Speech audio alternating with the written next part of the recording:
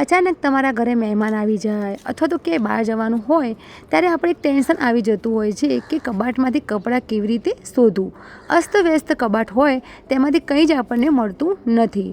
તો જુઓ, તમારે એક ફાટેલી ચાદરમાંથી આવો લુક આપવો હોય તમારે કબાટનો, તો વિડીયોને લાસ્ટ સુધી જરૂરથી જોજો. તો hello friends, welcome back to my channel. કેમ છો? મજામાં? સ્પેસ સેવિંગ, પ્રીમિયમ ક્વોલિટી અને મસ્ટ હેવ ફોર હોમ માટે એક સરસ મજાનું ઓર્ગેનાઇઝર ફક્ત ને ફક્ત 2 જ કટ લગાવીને તમે એક સરસ મજાનું ઓર્ગેનાઇઝર બનાવી શકશો. એક બેગ પણ તમે કહી શકો છો. તો વિડીયોને લાસ્ટ સુધી જરૂરથી જોજો. અને હા, ચેનલ પર ફર્સ્ટ ટાઈમ આવ્યા હો ને તો please subscribe to my channel. ચલો લેટ્સ સ્ટાર્ટ. તો જુઓ, અહીં તમે જોઈ શકો છો કે મારી બેડશીટની હાલત એકદમ સરસ ક્વોલિટીની અને સારી બેસ્ટ કોટનની છે, પરંતુ જુઓ એટલું મોટું ફાટી ગયેલું છે, જેથી કરીને બંને જગ્યાએ ફાટી ગયેલું છે અને જેથી કરીને હું બેડ ઉપર પણ પાથરી શકતી નથી અને આની નાની ચાદર પણ હું બનાવી શકતી નથી, કેમ કે બેડ મોટો છે. તો હું એક સરસ મજાનું એક મોટી બેગ બનાવવાની છું કે જેથી કરીને મારી નવી સાડીઓ અંદર આવી જાય, અથવા તો તમે તમારા બાળકો હોસ્ટેલમાં રહેતા હોય અથવા તો ક્યાંય તમે ટ્રાવેલિંગમાં જવાનું હોય તો એવી સરસ મજાની હું તમને આજે બેગ બનાવતા શીખવાડીશ. જે બિગનર્સ છે તે પણ ઇઝીથી આ બેગ બનાવી લેશે. તો અહીં તમને સૌપ્રથમ તમને માપ કહું છું. મેં 33 ઇંચ જેટલી મેં લંબાઈ લીધી છે અને 23 ઇંચ જેટલી મેં પહોળાઈ લીધી છે. તો અહીં હું મોટી જ બેગ બનાવું છું. તમારે જો આના કરતાં મોટી બેગ જોવે અથવા તો મોટી બેગ બનાવી હોય તો તમારે લંબાઈ લેવી હોય એટલી 10 ઇંચ તમારે પહોળાઈ તમારે લેવાની છે. તો જે ટાઈપની તમે બેગ બનાવતા માગતા હોય એ બેગ બની જશે.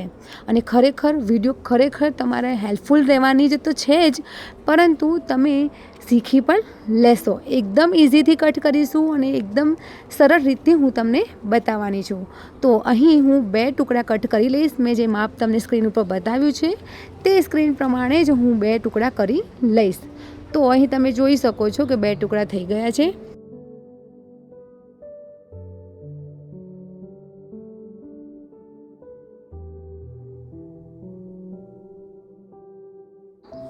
તો હવે આપણે તેને થોડો મજબૂત અને બજાર જેવો લુક આપવા માટે અહીં રાઈસ બેગ અથવા તો ઘઉંની જે બોરી આવે છે, તેની જે કોથળી આવે છે તેનો તમે નીચે ઉપયોગ કરી શકો છો ઇનર તરીકે.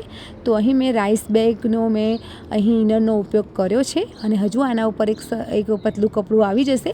તો જો અહીં બંને મેં જે ટુકડા હતા તેને આવી રીતે રાઈસ બેગથી અને ચારે બાજુ મેં સિલાઈ કરી દીધી છે.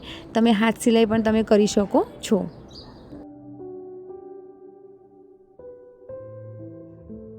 હવે તેનો લુક ખૂબ જ સરસ આવે તે માટે મેં અહીં ઊનના દોરા લીધા છે અને થોડી ગોલ્ડન લેસ લીધી છે.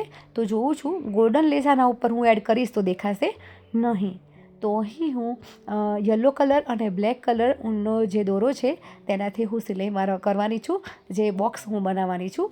તો જ્યારે પણ તમારી પાસે જો મશીન હોય અને તમારે કોઈ જાડો દોરો અથવા તો ઊનના દોરાથી તમારે એમ્બ્રોઇડરી કરવી હોય અથવા તો કોઈ લુક સારો આપવો હોય, કોઈ ડિઝાઇન બનાવવી હોય, તો તમારે કેવું કરવાનું, જે બોબિન હોય છે તેની અંદર તમારે ઊનનો દોરો હોય એ ભરાવી દેવાનો છે. જે આપણે જનરલી કોઈ પણ દોરો અંદર લગાવતા હોઈએ છીએ, ભરતા હોઈએ છીએ.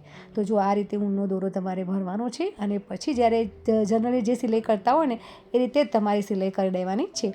થોડી મોટી સિલાઈ તમારે રાખવાની છે. અને જો આ રીતે મેં મશીન ચાલુ કરી દીધું છે અને આ રીતે બધા બોક્સની મેં નિશાની કરી દીધી છે. તો આ રીતે હું બ્લેક અને યલો કલરના 2 બોક્સ બનાવી દીધા છે.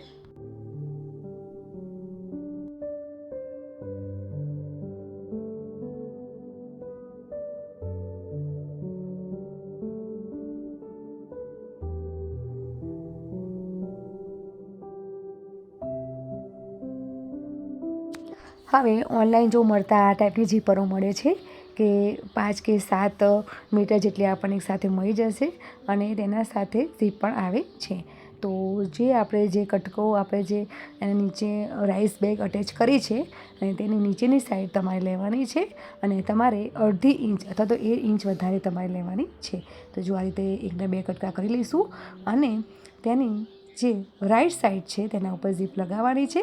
અને જો પછી તેનો જો ઊંધો જે કટકો છે તેના ઉપર આવી રીતે મૂકવાનો છે અને પછી વળી પાછી તેના પર સિલાઈ લગાવવાની છે. તો એક ઝીપ સાથે સરસ મજાના બંને ટુકડા એટેચ થઈ જશે અને મજબૂત પણ થઈ જશે. તો આમ અમે બંને ટુકડા જે છે એનામાં બંનેમાં મેં ઝીપ લગાવી દીધી છે. હવે આ ઝીપરની વચ્ચે રનર આપણે લગાવી દઈશું. રનર લગાવ્યા બાદ પછી આ જે બંને ટુકડા છે તેને આપણે નીચેથી સિલાઈ કરી દેવાની છે. જે સાઈડની સિલાઈ છે તે બાકી રાખવાની છે અને નીચેની સિલાઈ કરી દેવાની છે.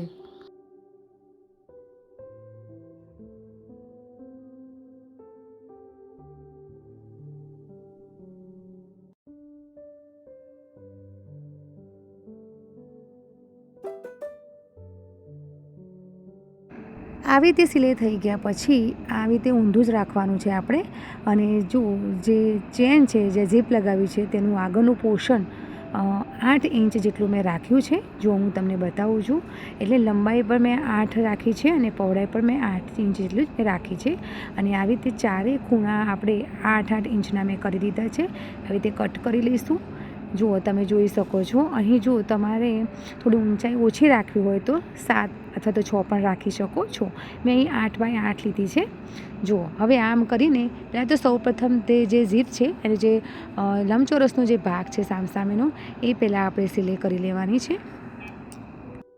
અને જે પહેલાં આપણે કોર્નર કટ કર્યા હતા તે આ રીતે પકડીને તમારે સિલાઈ કરી દેવાની છે.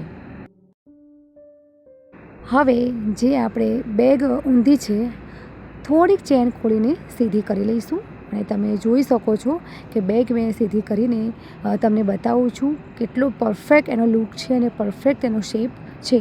હજુ તો આપણે કોઈ અંદર ફેબ્રિક કે કપડાં હજુ ગોઠવ્યા નથી, તેમ છતાંય પણ તેનો શેપ કમ્પ્લીટ છે.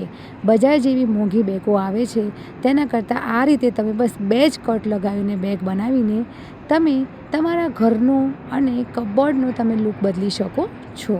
કે જેમ કે કોઈ જ કપડાં તમારે મળતા નથી અથવા તો તમારું કબાટ નાનું છે કે મોટું છે પરંતુ તેને ઓર્ગેનાઇઝ નથી કરી શકતા, તો 100% તમે આ બેગ જરૂરથી બનાવજો. અને જો હું આ બેગમાં કપડાં મૂકીને પણ તમને બતાવું છું. તો જુઓ ફ્રેન્ડ્સ, અહીં મેં એક કરીને બધી જ સાડી હું અંદર મેં મૂકી છે, ઓર્ગેનાઇઝ કરી છે. 15થી 20 સાડી મેં આની અંદર મૂકી છે. અને હજુ પણ વધારે જો કપડાં સમાઈ શકે તેટલી સ્પેસ છે. તમારા બાળકો બહાર હોસ્ટેલમાં રહેતા હોય અથવા તો કંઈ ટ્રાવેલિંગમાં જવાનું હોય અથવા તો કોઈ નવા કપડાં, બેડશીટ અથવા તો સોફ્ટ ટોય તમારે મૂકવા માટે કોઈ જગ્યા ન હોય, વધારે સ્પેસ કવર કરતી હોય તો તમે આવા ઓર્ગેનાઇઝ જરૂરથી બનાવજો. આવી નાની મોટી બેગો બનાવીને તમે ઘણી બધી વસ્તુ નાની જગ્યામાં તમે કવર કરી શકો છો. તો આજની જો મેં બેગની આઈડિયા તમને ગમ્યો હોય અને મારી જે રીત તમને ગમી હોય ને તો પ્લીઝ લાઈક કરજો, શેર કરજો અને સબસ્ક્રાઈબ જરૂરથી કરજો. કમેન્ટ જરૂરથી કરજો. આવી અવનવી વિડીયો તમારી સાથે શેર કરીશ. બાય, જય ભારત.